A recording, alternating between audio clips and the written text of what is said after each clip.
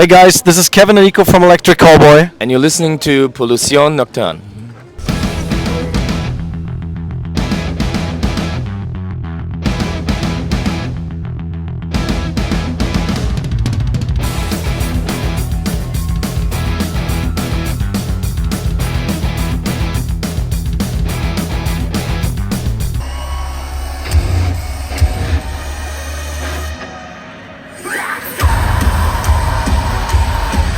Not really. I mean, when I joined them, I knew that they were pretty big, and for me it was a big chance.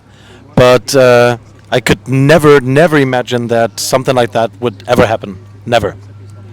And you have to imagine we were in a situation at that time.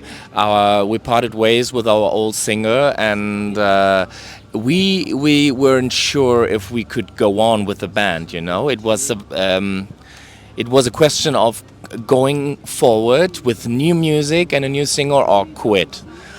And we're very lucky and we're very fortunate that we choose the way with Nico, and everything turned out to be like it is today. And I remember the day when we released Hyper and was like the introduction of the new electric Callboy. And I was so excited, I was so afraid.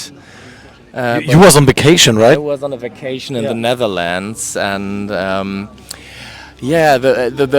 first comments, like the first minutes, the first comments were like, "Yeah, that's cool, we love that," and then it went crazy in the comments, and the views went straight up, and getting goosebumps, and that was such a relief.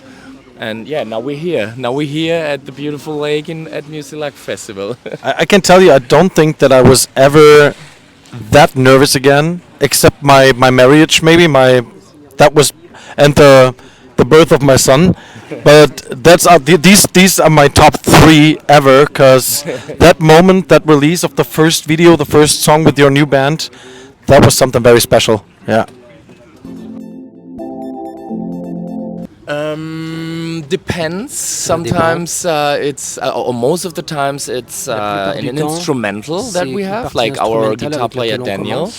He creates something in the studio and he has a riff or some synthesizers that sound good, some dance hooks, and then Nico and me listen to it, and we get influenced by so many different kinds of music, and then we think, like, sometimes you hear an instrumental and you have an idea of what the song could be about, you know, and then Nico and me, we stick our heads together and then we think about some lyrics and melodies, and that's basically how it works.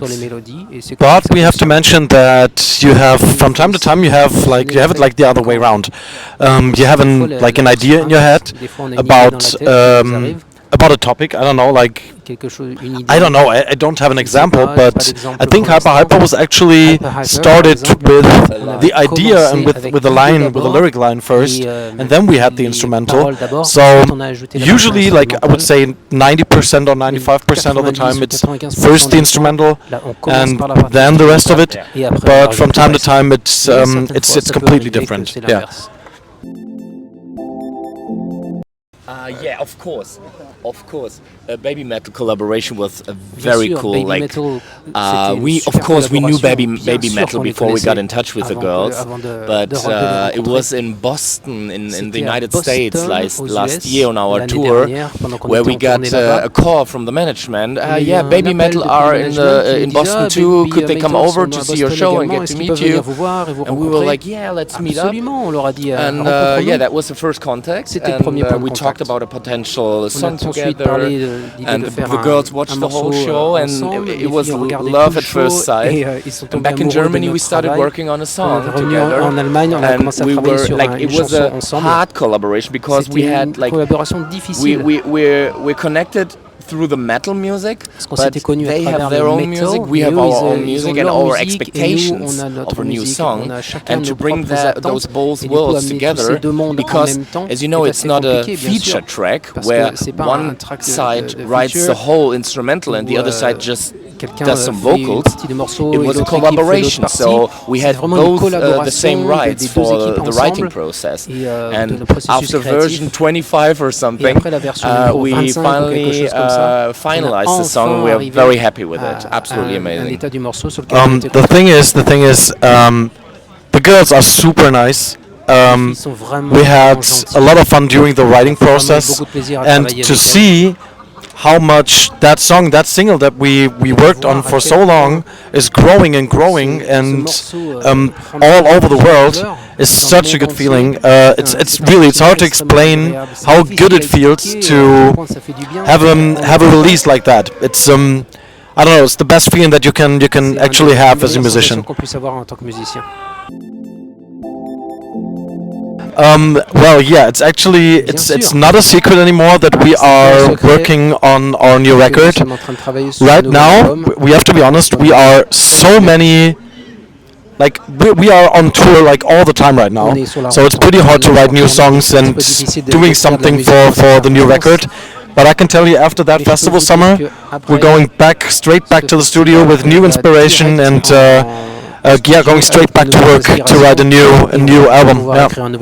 Yeah, and it's like when you start from scratch, like the first songs that you have are always easy because you can like throw everything in the middle that you have on your mind, and then you create some songs, and the more you go further in your writing process, the harder it gets, because at some point you don't want another hard song, you don't want another dance song, you want something new, something different, and then you write on purpose, you write music, like you have something on your mind that you want to put into your song, and then you do it on purpose, and that's even harder. So, but right now we're very open for anything, we just write new music and happy to be in the studio again. It's gonna be a reggaeton album.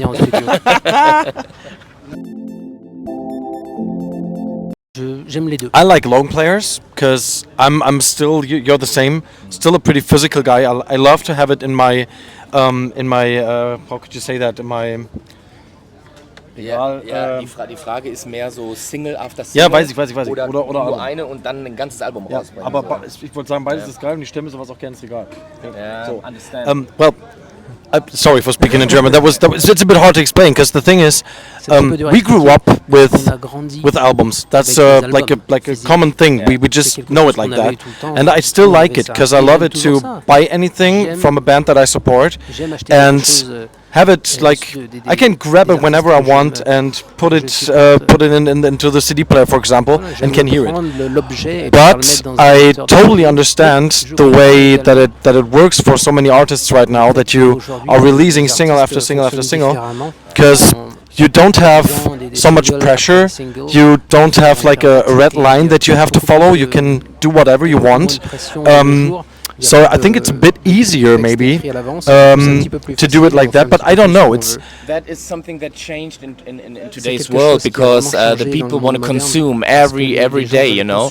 And with social media, it makes a lot of times it makes more sense to bring out single after single, and then at some point you say, all right, those were 10 singles, and we put them together into an album. But from a selling perspective, of course, when you bring out an album and everybody knows every single song of that album, you won't sell so many albums anymore. I don't care about that, to be honest, because you don't earn much money from selling albums anyway, but it's more like I like the idea of having a lot of songs bind together as a package, as a present, and then present it to your fans, you know. I couldn't choose, I don't know. It's hard to choose. We still love the idea of, and we did it. I mean, we actually released nearly every song of our last record with a music video. So the album is actually what Kevin said, is just putting everything together, and here it is. You can listen to all of the songs in a row if you want to. Yeah, I don't know. everything is changing. We will see if we're gonna do it in the future. Yeah, I don't know. Yeah. Last one. Yeah, sure. Can you tell us your first ever metal CD? Oh yeah, that is like, and I still love it. It was Dimmu Borgir with Spiritual Black Dimensions, and I got it for Easter. That was a little bit hilarious. My parents didn't know what they bought me, but yeah. Well, my first album that I bought by myself was Cyber Theory by Linkin Park. But the first album that I was listening to, like all the time, was the Black album from Metallica. Actually, that was my very first deep dive into metal music. Yeah. Can I ask you to make a jingle for Yeah. Hey guys, this is Kevin and Nico from Electric Callboy. And you're listening to Pollués Nocturne.